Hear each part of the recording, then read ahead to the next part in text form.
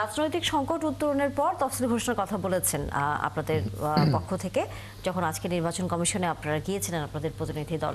কি ধরনের রাজনৈতিক সংকট আপনারা দেখছেন?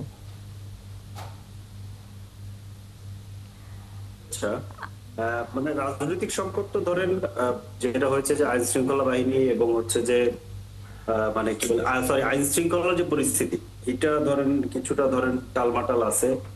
এরপরে নির্বাচন কমিশনের প্রস্তুতির ব্যাপারেও আমাদের বেশ খানিকটা ঘাটতি মনে হচ্ছে।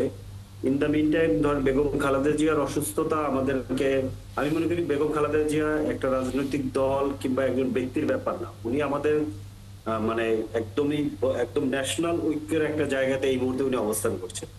উনি যেভাবে ধরেন অসুস্থতায় পড়েছেন এবং এর মধ্য দিয়ে বিএনপি যে ধরনের টার্বান সিচুয়েশনের মধ্যে পড়েছে, তারপরে আপনার ধরেন তারেক রহমান দেশে ফিরছেন না, সবকিছু মিলিয়ে ধরেন এখানে বোঝা যাচ্ছে। এবং উনি ফেসবুকে যে স্ট্যাটাস দিলেন যে উনি আসতে পারছেন না, ওনার একার উপরে নির্ভর করে না, কিংবা ধরেন উনি কেন আসতে পারছে না সেটা জানাতে পারছেন না, সব মিলে বোঝা যাচ্ছে যে একটু টালমাটাল সিচুয়েশন আছে।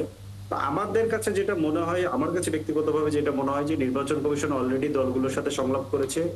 এখন সরকারের পক্ষ থেকে উদ্যোগ নিয়ে যদি এইখানে দলগুলোর সাথে ধারাবাহিকভাবে সংলাপ করা হয় যে কি পরিস্থিতি হলে নির্বাচন তফসিলটা ঘোষণা করা যাবে, এটা 2-4 দিনেই করা সম্ভব।